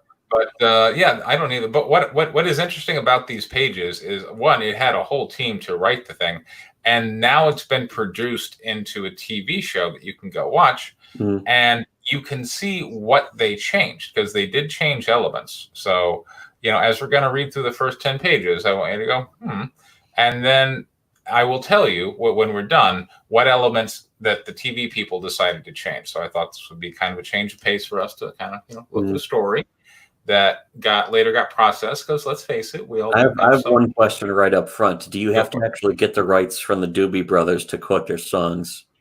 I mean, this is a fair use discussion, and fair use, as we all know, is a little muddy. But I see it a lot though, where there would be like here's my favorite song lyrics, man, and it'll just show up in the comic, and it's like, do you get the rights? I know I've seen these song lyrics before, and I realize, Doobie Train Running by Doobie Brothers. That's right. Which is a great song. There you go. So, all right, so here we go. Page 1. Yeah, we got she lost her home and family, and she won't be coming back. All right, so we got a mom and we got a kid. All right, so Vicky, you can be mom, and I can barely even see it, but okay. Okay, hold on. I'm zoomed in, but hold on. I'll make it big. Is it big enough now? Yes, it's much better. Okay, I'm kind of blind, so I'm doing kind of mom. I guess you're doing mom. Get I your don't have to face right stand up against the monitor. So if this is the kid, and then we need AK-47 to do the boy. There we go. All right. Okay. All right. Mom, why do they call it a blue highway? It looks black to me. And then we got Doobie Brothers there. Who cares about that? Mhm. No. They probably didn't have rights to use that. All right. And then Mom, go ahead. They didn't. They aren't blue in real life, honey. That's just the colors they are on the old maps. I prefer the back roads because you get to see more stuff. Is it because you get nervous on the big freeways? I don't get nervous. I just don't like all the traffic and the crazy drivers. Then we got the song. We're not doing a normal I'm not singing. analysis of this, are we? Yeah. I mean, somewhat. I mean, we're going to save like constructives for the end or something. Yeah. I guess. I mean, look, the writer is not here, so if there's something you really want to say, you can feel free. It's mostly the art, where it's like the art's not bad, but it's like, why does the mom look mad at her kid right now? Giving her shit about being comic books, though, where it's like, good point. It just kind of confuses me sometimes, where facial expressions are just something that the American comic style doesn't do as well as any other country, it seems. Right. And then, we got the song, and the radio breaks up. And then the boy says, "This car is a piece of shit." Elijah Warren Whitaker. What have I told you about swearing? And then we got a big boom and a holy. That art looks good. And this expression actually looks good too. Although I guess the nuclear war has started. Indeed. And then finally. And then she screams out, crap. It doesn't look like she's angry. It looks like she's taking a huge shit right down to the spot. And she's saying crap. There you go. Yeah. See. And then we got some artwork here where car is crashed into telephone pole. and all the boxes tied up are getting thrown off. And then there's this big rift and a big crash. Boom. Yeah, looks like a meteor or a missile. Meteor or missile, exactly. And then, all right, AK, go ahead. Ow, Mom, you're hurting my hand. I can see his hand is bandaged or something. It looks like he has a splint on his Oh, yeah. finger. Yeah. Sorry, honey. Are you okay? Whoa, what is that? I don't know. Where's my phone? We need to call 911. Elijah! So He just good. vanished. Oh, just evaporated. Then we go to the next no. page. I guess he still exists. He still exists. He's out there looking at this crater. Whoa, Mom, check this out. 911, what is your emergency? There's been a plane crash. I'm on Route 24 near Wichita. I'm not sure what exit. It's a small plane, an old one, I think. Is anyone hurt? Oh, sorry. I thought that was me too. Is anyone hurt? 911. I don't know. Mom, look, someone's in there. It helps to have a different voice every other voice in the if you're reading the stuff. Yeah. You mean like going back and like from character to character? Character to character, yes. There is someone inside. Is he alive? Hang on. Let me check. Oh wait, that's the no ma'am wait. No, ma'am, wait. That looks like a slightly modern phone. Is that a Nokia? I think it says That Nokia. is like, It looks like yeah. it's slightly modern because at the first I was actually kind It of looks thinking way older than modern. Every modern smartphone's or modern phone's a smartphone, so this looks old actually. this one also looks taped up too, though. But at the same time, like thinking aside from the song, which they could have been like, oh, this song can be from any era. Right. I could have been like, oh, this could be the 1940s. Okay. But we got a no, ma'am, wait, and then AK-47. Mom, he's saying to wait. Mom, Again? it's on fire. Can you not do the fucking child voice? We got. That's weird. He gets to read however he wants to. We got a whammy and a whoosh. You can do it however you And want. then, But all right, this AK, is annoying. hit us with some brilliance. Mom, get away. Keep going. Oh, The guy on the phone is telling you to get away. You're doing a great job. You're Good doing a work. great job. This is God's work here. She can feel her skin starting to bake. Every fiber of her being wants her to run. No. Mom, it's gonna blow up. How would the kid know it's going to blow up?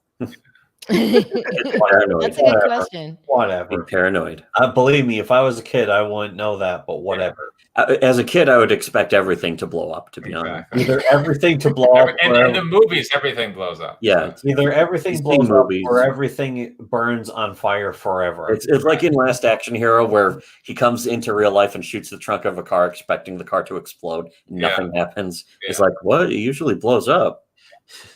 That was a good movie. Great That was reference. Great reference. Great. Mom, movie. get out of there. Come on, fucker. She's prying open the cockpit with this piece of metal as it's burning, and we finally get a ka-chink, and then she's waiting out with this pilot. As the plane does explode, it goes kabloom. Does Just it in explode? time. And Just patriarchal ape, you can read the male aviator. Okay, great. I had to go piss for a second, but it's like, are you gonna have me read anything? Yeah, just read the thing. Cough. Thank you. Oh man, this guy's hot. This guy It looks is like hot. this alien just hot. looks like a hot guy. If you're going to be saving anyone from burning wreckage of an airplane, be you might as well somebody be like hot. Better be Yeah. a Hot blonde male. Yeah. beautiful Aryan. Aryan. You might be ginger. It could be because it's black and white. You never know. Right, there we go. Yeah. And next, still Lieutenant, patriarchal ape. yeah, okay. Lieutenant Thomas Allen Cole, 2nd Squadron. Who are you? Expats. It's not safe for abroad here. Abroad. No, that's Vicky. Yeah. Oh, abroad. Especially not with a little boy. Did you just call me abroad? You douche British. No, we're American. Did you just call her a douche? That's Gosh. We got a So- line. Douche. What the heck are you doing in Burma? This isn't Burma. This is Kansas. Lady, this is Rangoon. I just shot down 2 Jap bombers over that ridge. Oh wow! And he's pointing at the sign. It says Wichita, Topeka, and Kansas City in mile markers. Yeah. And then we got Smoke Billows. That is really good. Oh, I guess we're not talking about how much the things we approve of. But I thought that was a nice little reveal from panel to panel there, which normally you would see in a TV show, but in a comic book here, it also works because it goes right from that perspective. It should work better in a comic. The next perspective, which his arm is extending towards the sign. Perfect. So smoke billows into a bright blue sky scarred by a rip in the heavens, what will come to know as the Rift. So basically, this is the final countdown. Yes, exactly. The final countdown, but without an entire aircraft. The final countdown inverted, because here the past is coming. Yes, also the an airplane. Really more of the Philadelphia experiment. I remember that. I don't know. I've never heard of that. I'm not familiar with the Philadelphia experiment. So it's a final countdown in reverse. Okay, there we go. All right, Vicky. Are we still reading? Oh, you ought to sit down. You hit your head pretty hard. This big crater. Did he hit his head pretty hard? He crashed an airplane. Yeah, I'm assuming. Yeah, he probably hit his head. To the hospital. Yeah. And he told you he was a cop, and he was from Kansas. Also, he said he was. Oh wait, no, I'm sorry. That's Vicky. This is your line. There you go. He told us he told us he told us he was a cop and he was from Kansas. And he said he was chasing a Jap bombers over Rangoon. And then you say, well, he was in an old plane. He's probably a plane jockey. You need to shrink the horizontal a little. I can still read it, but if you shrink the horizontal so that all right. Well, it's got to be zoomed in somewhat. That's fine. Okay. All right. Okay. He's probably a plane jockey on his way to an air show. But he seems so convincing. Miss, I brought in guys so high they swore they were Jesus Christ, and no lie detector would have told anyone otherwise. And then we have, this is just a random nurse over here. Thomas, read that one. What happened to your finger? AK? Oh, no, wait. Sorry, that's Mom. Go, Vicky. He got it stuck in a car door. It was Jim. Who's Jim? And then... Jim. Elijah, honey, can you wait outside? And then we got, then this is the last panel. Vicky again? I think that's her. I think that's her speaking, yeah. Why we left Ohio, no report, no. You sure? Yes, just want to move on. Okay, so that's those are the first 10 pages of The Rift. Mm-hmm. And what I like about it is it presents a conflict pretty clearly. We've got this figure from the past who's out of time, and it's going to be a story about getting him back to the past. Or whatever he's going to do in the present, maybe. But I actually really especially like time travel fish out of one of my favorite movies of all time is Star Trek 4. Well, not of all time, but everyone seems to love Star Trek 4. It's still the most successful Star Trek movie in history, the most money making. It made the most money, and it's kind of obvious why. It's so lovable. It's our crew from the distant future coming back to our time, the 1980s, the best decade, the 1980s. And meeting Bobcat Goldthwait. Yeah, that's right. Oh, it was Bobcat Goldthwait in that. Holy shit. Hold on a sec. Hold on. Pump the brakes here. He's not the guy that Kirk yells with double dumbass on you. Wasn't he the guy that gets the Vulcan neck pinch by Spock because he's playing punk music on the bus? No, that was actually, I think, one of the crew. No, or the actual TV show. Brilliant, genius doing a cameo. It's a great scene, but no. Okay, I thought that was all right. A double dumbass on you. One of the best insults in movie history. in history, human history. Double dumbass on you. Not enough people use that insult anymore.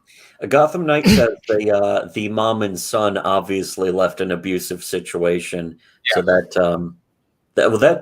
interesting. Again, all this gets set up right in the first 10 pages, which is really good economic storytelling too. Actually. Yeah.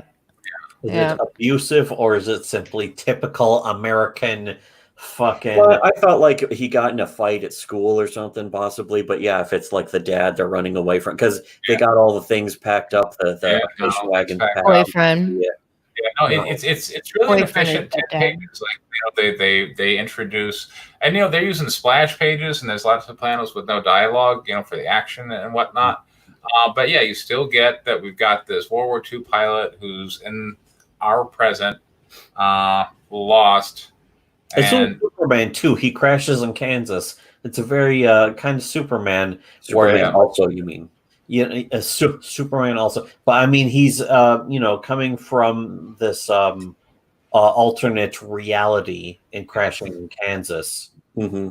Kansas, which is typically considered to be It's America. Literally the exact center of the country. There's something really elemental and universal about the middle of the America, the sort of man out of time or out of place getting thrown into middle America, where there'll be a fish out of water, and it could be they're from the past, it could be from the future, it could be from an alien planet. There's something that really resonates with a lot of people, writers, and I think audiences. So Kansas and Nebraska. Yeah, whenever people do it, it's like it doesn't matter how worn down it may be. There's always something fresh you can do with a premise anyway. So it doesn't mean like, oh, it's been done to death, but there's something that sort of always works, and I understand why people keep sort of going to that well in a way. Yeah. So, I wanted to share that with you. And yes, if you're interested, you'd have to somehow find Apple TV, but you can watch this as a TV episode. Fucking Asuka being a worst girl as usual, being way too harsh on this story. Sounds like some crypt Mike S. Miller would come up with. Oh wait, he did. It's called No, unfair. No, because that I understand the comparison though. I do understand the comparison because there is sort of that again, man out of time, Captain America. Right. Yeah, there's something there's an underlying similarity between this and something like Lone Star, where it's trying to go for the nostalgic, old-fashioned. But this is obviously way better. That it has no explanation. It's just like, oh, he died during World War II. Now he's beating up muggers in alleys, and it's like, no, rooftops and shit. Yeah, if that doesn't make any sense, and it's not explained. This, on the other hand, it sets up that it's a mystery. So it's like, and there's a mystery, but you also see the beginning of it. It's a giant weird mystery that doesn't even tell you that there's a mystery. It's just confusing. And then they go into vampires. I listened to our review of that again, and it's like it goes from that to vampires, and it's like, oh, there's vampires too. I guess vampires also exist here. In this story here, it clearly understands that the mystery is a mystery, whereas in Lone Star, it seemed completely clear. Mystery is time travel. It's supposed to be that it's time travel in World War II, not fucking vampires. Yeah.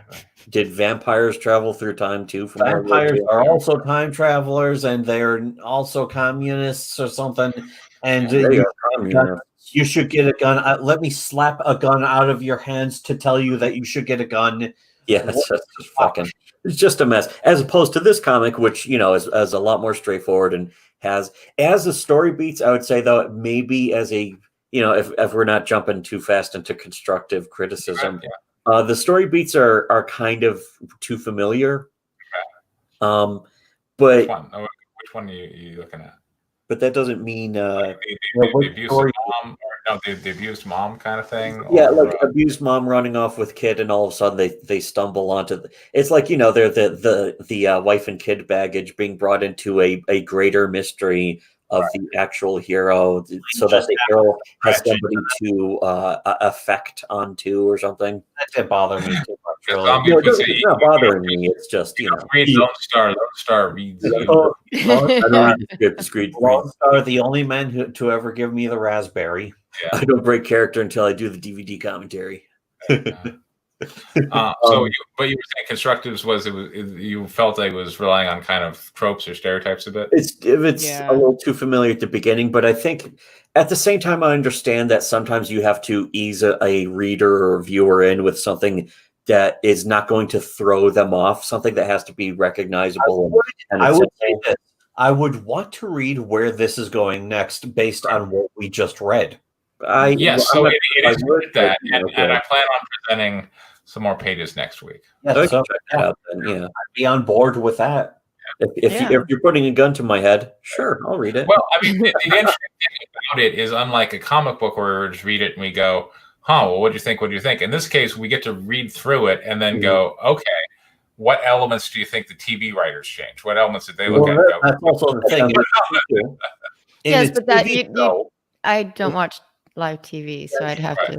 That's the thing. I've watched the episode, so I can come back and tell you what. Oh, okay then. You can As long as you can introduce us tell. to it. That's actually compared to what I watched when I watched The Walking Dead, for example, is and that's actually a good example of how to do this for TV. But this is a good example of how to fucking keep the audience watching just in 10 pages. Yeah, Lone Star. I get bored. Might unironically be the worst superhero story I've ever read. Oh no! Oh no! Yeah, that's a huge difference too. This was clearly, like any criticism I can say, this is still coherent. That's what you need. You need your story to be coherent right at the first. How many superhero origin stories have I ever read? Very few. So I can't just come out and say this is the worst ever. The worst I've ever read, maybe not. But the worst ever, I can't say that because there's a lot of bad ones out there. You know what I actually thought? It was Lone Star was still better than Jawbreakers because at least Lone Star was like hilariously bad. Jawbreakers was like a black hole where just nothing happened. At least things happen where it's like, oh, I understand the character's motivations in this in Lone Star. Well, Jawbreakers is like, what the fuck am I even looking at? Why did he die in World War II? How the fuck did that happen? There's an eyeball. You know what? I'm gonna. We all know that War Campaign and Ethan have been kind of feuding a bit. Oh no! What happened? I don't know. It may all be. Why? That's such a shock. Real shame. I was talking with a War Campaign, and I'm not going to out him. What a shame. Van Skyver. Oops. Yeah, but the War Campaigner and I was talking about a comment and whatnot. But the conversation came up with like, so are you really coming out with a Comicscape book? I'm like, yes, White Lily 5. I just sent the printer. You want to read it? And he's like, sure. So I sent him the book. He came back and goes, that's pretty damn good. I'm like, okay, I'm not going to tell him. He's an enemy of War Campaign too. You out of the club. Yeah, if you said what his name is, they would be attacking him right now. They'd be trying to hunt him down in real life. Wait, we don't want to give his gender away. So. Okay, yeah, no. Whoever he is, them. Make sure that he keeps that secret, by the way. Them. And we were all rooting for those crazy kids. Look, I'm sure this is just the dramatic beat, and they'll all come together at the end and realize it was a big misunderstanding. Okay. It's like the 7-year itch came a little early. Exactly. Everything will be fine once they go and see other people for a little bit. It might be funny, like the rebellious teenagers come back with like issues of White Lily, and they're like, "Where did you get these?" Are you an auntie now? Yeah. Son, are you an auntie? No, it's just borrowing it from a friend.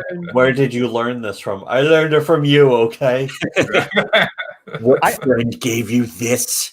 White I just Lily. need better material for my dildo memes. You're not my real dad. You're not my real uncle, Caesar. Oh man, it's good to have fun.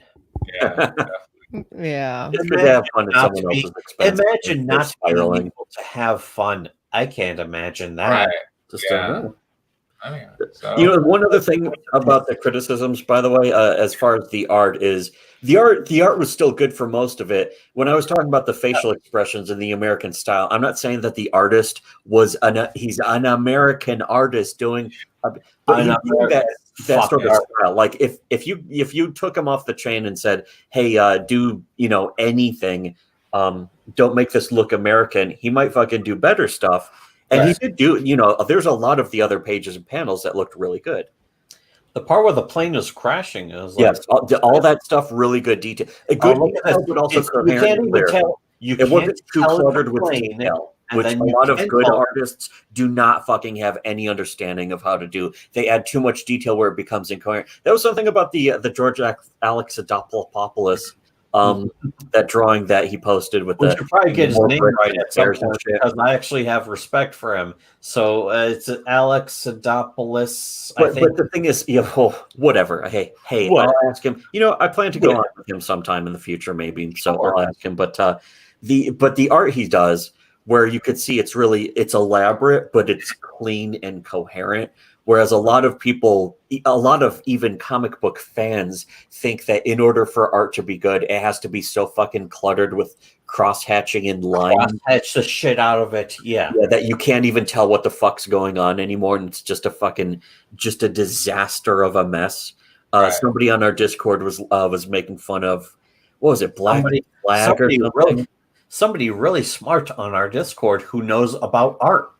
There you go. But what was it they were laughing about? That Colton Crux by Nashitobi as well. His style is gorgeous.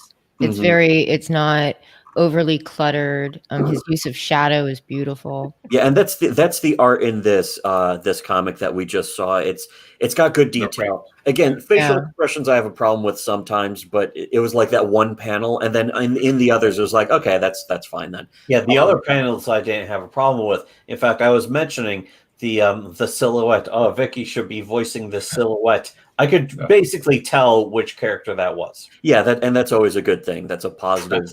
Preston is calmly. I I don't know.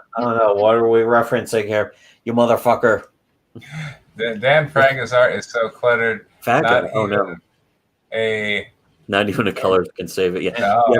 Somebody pasted that. It's very the 90s are back. Welcome to the thing. I think that was Nope Fliv. He put that cover together by doing all the individual characters and then just photoshopping them on top of each other.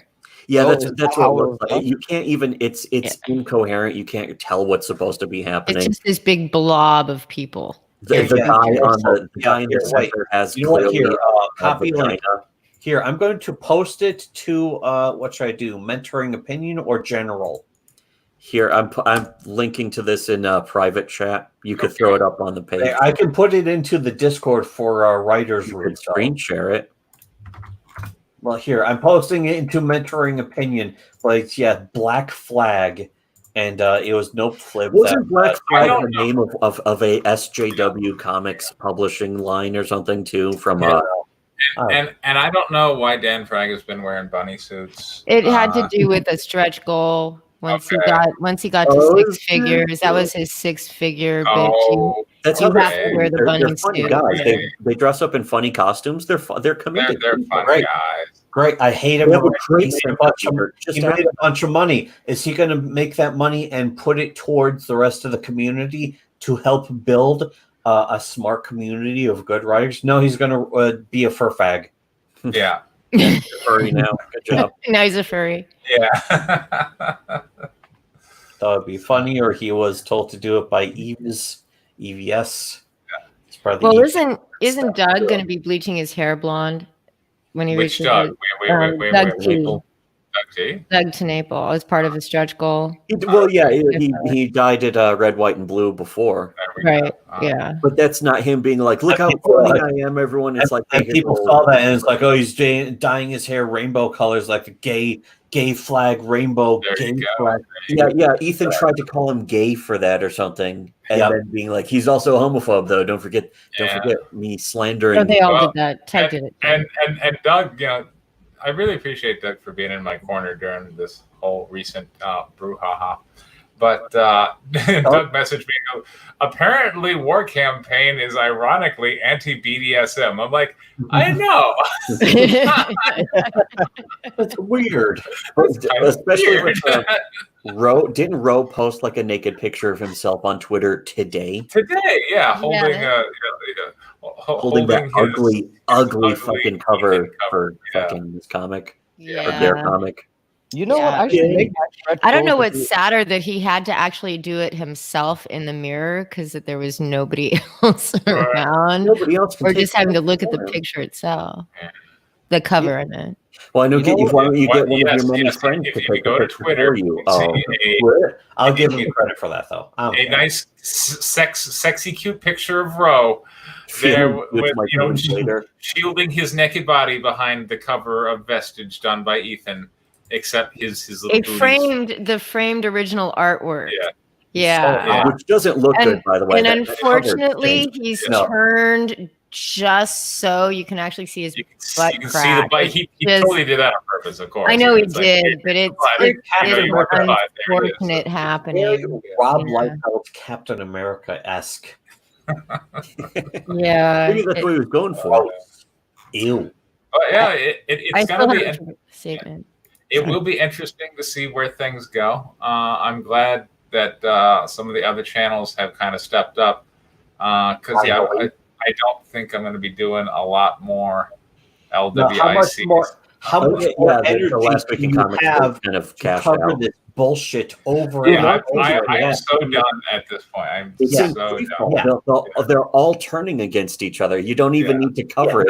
It's And right out in the like, open. there's like such a collective, I think, desire for it. Can we talk about anything else? So Yeah, it's kind of tired. It's actually wearying. It's just draining. It's This is us It's like Bobo. It's just draining. It's kind of like Boba. It's just draining. But yeah, this is us leaning back. It's like feminism, where women want to lean in and the men are going to just lean back. That's what we're doing. We're just going to lean back. Let them go ahead, take control of the situation. Let them wear themselves out. Yeah. Get punch drunk. And there was a story from World War II of Hermann Göring. I don't want to say that's it's Göring or Goering anyway, but Whatever. who had to admit to himself that he understood the war was over when he saw a P-51 Mustang flying over Berlin. He's like, that's what I knew. So at some point, you just have to admit it to yourself. Some of these people still can't do that, though. Right. Yeah. They'll see a P-51 Mustang flying over, and they'll just be like, no, that's nothing. That's one of ours. That means the wars. That means we can fight the war directly. If you ever watched that movie Downfall, whether or not you think that movie is fiction or reality, the part where Hitler himself is pointing at the map and he throws the pencils of the map because he's so angry that his big meme scene haven't taken over it. The big meme scene, yeah, exactly. Yeah. You just replace any of the captions with whatever the hell you want about fucking anime, about like, I can't believe this. Is this what the internet has come to? Yeah. But that scene where he's telling like his generals, move this army over here, and they're like, these armies are gone and they're all dead. Steiner is going to come in and rescue us from the Allied forces, and his own generals have to be like, no, Steiner's nowhere near any of this. And then Hitler's like, everybody leave the room except for you four. And then it's just silence as like everybody else leaves the room so that Hitler can scream at them, but everybody outside the room can still hear. And that is what's going on. It's very that's what's happening with the comic scripters cult. All I'm going to say is, I know the war is won when somebody who wears a War Campaign badge is like, White Lily's actually a pretty good book. I'm like, there we go. I'm guessing that wasn't Pan. No. Does White Lily? This is a really good. We're narrowing it down. I'm like, they're losing the war. Can I just say something else about the Vestige cover? One of her boobs looks like it's fucking like It's like it's bigger than the other one, and I'm just like, Yeah, how they're different sizes. They're different Yeah. sizes, which yeah, is there's a lot wrong with that cover, and Where's you know, Wait, go back to Vestige. Full she screen. has a it. real fucking. She has like a frying. I will. Let me get, since we're talking about it. All right, we're gonna review Roro Love's picture here. And then- oh no, you're not gonna we do actually this, show are this? you? Row your boat. yeah. I was going to say though, I linked to that. It's not even a cover, but whatever is a black flag, and we didn't look at that yet. But I guess we should look at Roro naked Here we instead. go. Okay, Here we go. Chrome He's a tab. Oh, we he's a have really to good- do this. There he is, and in all his glory, holding his Yeah. vestige cover. Please don't zoom in on that. Okay, I have to correct myself. He's not in good shape based on that arm. Oh no, he's not at all. I He's mean, not. I'm not in good shape, but I'm not taking naked pictures of myself to Right. own the libs and praise Caesar. Oh, Caesar. put that down my Well, and you know what? I just noticed this. I'm tagged. I didn't know that he tagged me. Well, that was so sweet. That was thoughtful. He so tagged many people are He tagged. tagged JDA, He tagged Billy Tucci. Dynamite Comics. He tagged, Marvel, and DC. Yes. he tagged Todd McFarlane. Right. Yeah. What the fuck? He's very. God, he's gone completely. I like that. All right, first It's a nice one bit to of performance obviously, I'm art. gonna tag Ethan because it's his Can you cover. link How to old the is he? chat? I Hold want to on a second. retweet this. He I gotta tagged ask- Infamous. Oh, I gotta ask, how old is he? Because I think he's younger than us, but his beard is almost completely. he looks like he's 50 at least. Yes, it became based on his hair color. Oh, based on Ethan's face and hair, he looks 80. So Yeah, So- but we know that's because of us. So there, Yeah. he tagged me. There is Roro Love's tweet. I just commented it out. There you go. all right, I am retweeting this. This There is you go. good stuff. It's a good meat. So yes, I think maybe some good has finally come of all the bad, and My fucking eyes. exactly. I say, with don't celebrate too soon. Give them a couple of days to all kiss and make up Oh, before I'm sure anybody they'll be starts. back. Yeah, saying, It'll be back to, it'll be fine. Everything will be That's fine. fine. Rapid cycling bipolar disorder. They'll be back to being in love with each other in Yeah, a day. exactly. But anyway, nevertheless, I think we had a pretty good show. We actually created something. Something was actually created here. We Yeah. did some thinking of deep thinking about writing and Deep thought. creation here. Exactly. And again, as far as our comics, we're trying to get that stuff made. The stuff my brother presented today is going to be thrown into I guess Cape Cuck Follies book, and Very that's basically smart. fleshed out. That's about 20 pages now. Those It's were just the beginning. That was so if anyone wants to help fund that, just throw us Yes. some money. believe me, we can do better. I can flesh out all this stuff way more, but I have no belief that any of it will get funded. If somebody actually sent us money to do this, I would work way harder on making sure this stuff. Well, got- I've already All done right, most of the hold work on. too. So as far as the work being done, that's There's one finished. story. There's one story. I'm just going to relate, or a parable or analogy, however you want to think of it, and right. that's that you cannot stand at the stove of life and say, "Give me heat, and I will put wood in you." You know, you gotta put the wood in first. Why don't you guys do like a merch? Like start just selling Yeah, people were merch saying to that we raise should do, money. we should do like Because I would buy a t-shirt Shitty Web design. Comics T-shirt. Yes, we do have those stickers of Laylee. Yeah, I So still have this- like at least a good 45 Laylee stickers. I left. want Maybe to 40 wait to until sell next them. week. By the way, and he's just like, "Well, how did the story of Rift get changed?" I want to wait until next week, when we go through the next 10 pages and we kind of get through issue 1, and then I'll start to go. Okay, so here were the major changes. swcmod1@gmail.com PayPal and Smuglaley on Patreon. Yes, please send us if you really believe in supporting new creative talent. Support us For a change. for a change. Stop giving your money to people who have not proven themselves. To e-celebs and grifters. Yeah. We have proven ourselves already. Give us the money. Not just us. Like, you don't have to just pay us. There's Preston. Tim Lim just announced the fucking new book too. The Walmart thing that will have Walmart 3, the brand new fucking thing. It's going to have a big fucking extra bonus thing. They've already sold out 2 tiers on that campaign. The Yeah, right. signed They've book already, and like, the hit double. 10K. Yep. Tim Lim moves units. I mean, and people know it. People know he puts his money where his mouth is. He does the work. Here you go.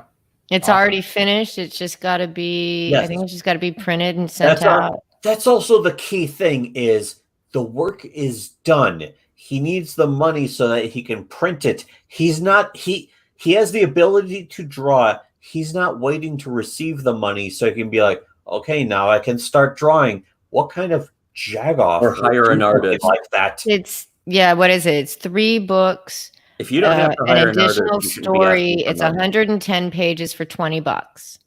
That's a lot of pages. It's a lot of pages for $20.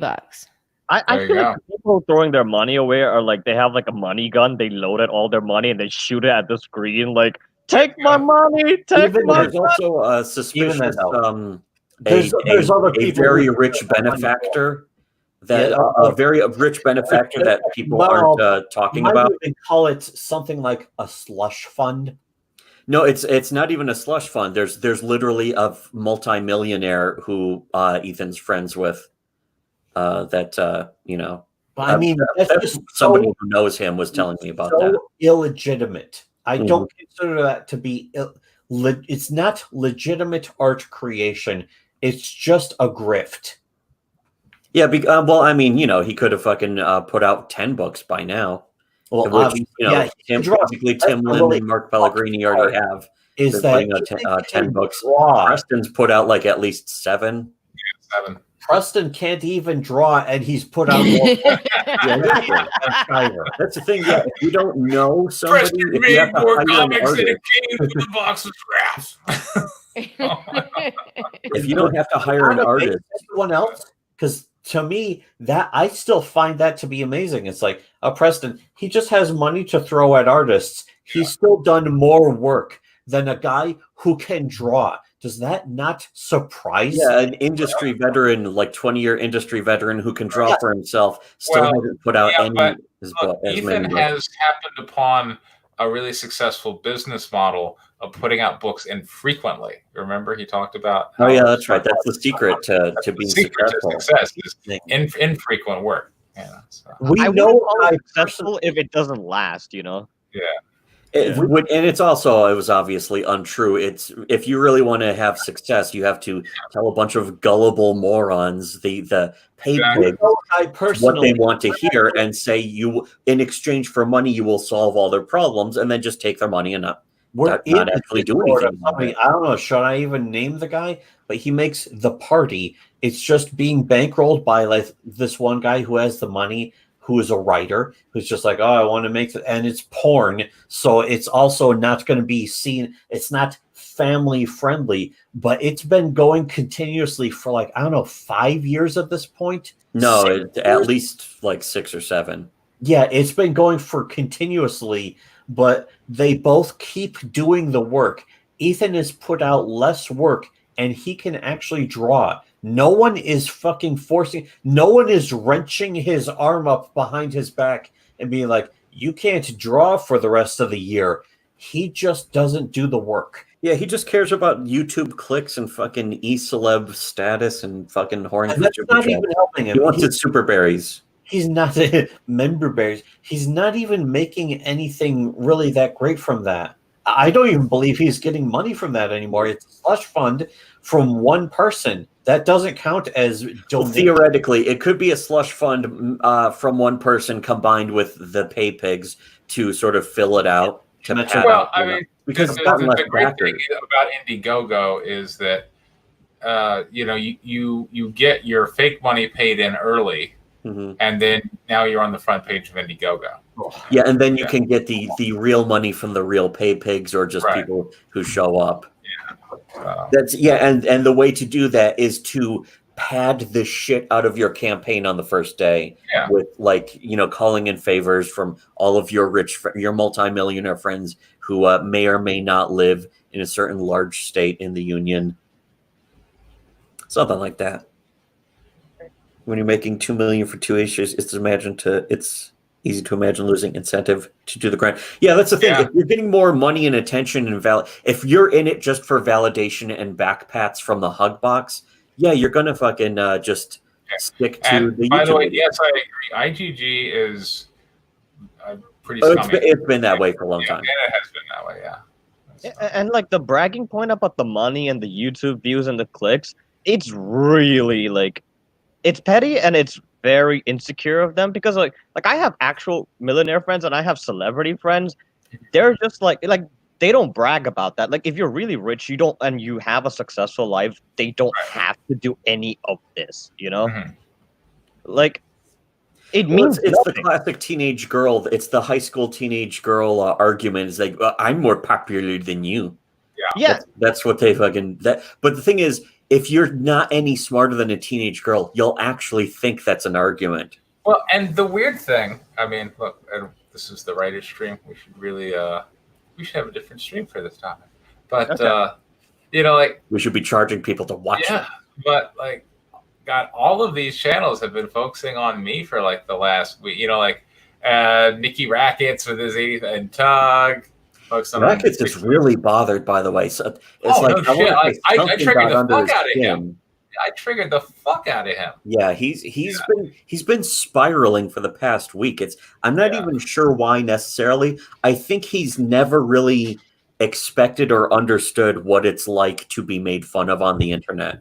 Right. Yeah, because he has a lot of people, backpatting him, all this stuff. Yeah. Like when you're in the hug box, if anyone criticizes you, it's like it's like the most vicious personal attack. You might as well have killed their parents in front of them or some shit. Yeah, and yes, Indiegogo, they're complicit in the doxing. They're complicit in that whole pattern of bad behavior.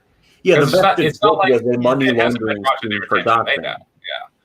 Like the lawyer being on internet and explaining stuff, that was cool niche for a bit, but then it's like at some point you're like, lawyers. Yeah, like lawyers are, they're not exactly trustworthy creatures by nature, you know? Like just imagine this. In a case, there's going to be two lawyers and they both know the law, but they're going to present it depending on who's paying them more, you know? Yeah. You know what I think really hurt Rekieta is some of Rekieta's, but not a lot of them, but some of the people who know Nick Rekieta were like, Nick Rekieta, that stream where you had Preston on was better than Rekieta's stream where he couldn't get Preston on. Rekieta's hug box was like, oh, Rekieta's this bitch is showing, and they're just saying that because they're mad. They're upset for their favorite e-celeb. Their feelings are hurt for their favorite e-celeb, but like Nick's own people are like, yeah, his show sucked. Yeah. And that's definitely gotta hurt when you are an e-celeb, you're gonna be more easily hurt than that. And that's kind of funny. Yeah. At their expense, though. I personally think it's a good thing you didn't go on his show because the amount of shit talking he was doing to you when you didn't come on. Yeah, it was just an ambush. It was a total ambush. Just a shill. If Nick Rekieta is a shill. In fact, pointing that out, I think that also really got under his skin. Is like, he's just in Ethan's pocket, and he got so fucking mad about that, which means that it's true. Yeah. I think he's super mad at Ethan with that too, right? Like, I'm in your pocket, I'll get this back anyways or something. I know it's supposed to be a joke, but it's like, sometimes jokes, they have a sense of reality behind them. Sure. Just like when Ro was telling that funny joke about, I got your docs, motherfucker. Yeah. I climbed up the shit and get out by gay. That funny joke he was telling. He's talking about the backers of his campaign. He does have their docs. They sent him their home addresses to send the comic to. Yeah. So he does actually have their docs. Shouldn't you not even be joking about that? Exactly. Yeah, don't you dare refund vestige, motherfucker. I got your docs. I got your docs, motherfucker. Yeah, how at some point, even if that's a joke, that's a threat. Yeah. It is a threat. Yeah. So. And why does Nick Rekieta just completely simp for that? Why does he do damage control and White Knight for that directly when he knows it's happening too? He's not unaware that that his friends are doxing people and his own chat mods are doxing people, and basically Nick Rekieta is directly in a dox ring. He's not even associated with it. He's part of it, and I think that's what is actually driving him up the ball. I mean, incriminated. Yellow Flash is a mod on his channel. That should explain a lot already. Yeah. Yellow Flash, who again, I've never seen a single one of his videos, but people are telling me fucking that Yellow Flash did an entire cope stream where it's for 10 minutes straight he was whining like a fucking baby. Why don't these people go after SWC more? It's Yellow Flash must not know what Ethan knows and what War Campaign knows. I don't know why, because isn't he friends with them? He should just ask Ethan, hey, why didn't you go after them more? And fucking Ethan, I guess, doesn't seem to really be answering him. What's going on? They seem to be cutting off with each other a little too much. Interestingly enough, on Liam's stream, the one that they just did, Ethan had said that, well, they should be going after Preston more and he shouldn't have to be the one to do it. But then he also listed other people that they should be going after, and none of them were you guys. I don't know why, because I was the first person to debate him, and I didn't even do good in the debate, aside from getting Ethan to play himself. But anyone could do that. That doesn't even take talent or skill or anything. And again, I also tried to warn Nick about all this e-celeb shit. I was like, hey, you got to watch out for this. And Nick was like, oh, that's interesting. You make a good point on stream. This wasn't in private. This was on Nick Rekieta's channel. Before he got big, though, because it was before Nick Rekieta's channel really blew up. But I guess he didn't really pay attention to the advice. Now it's backfiring on him. Too bad.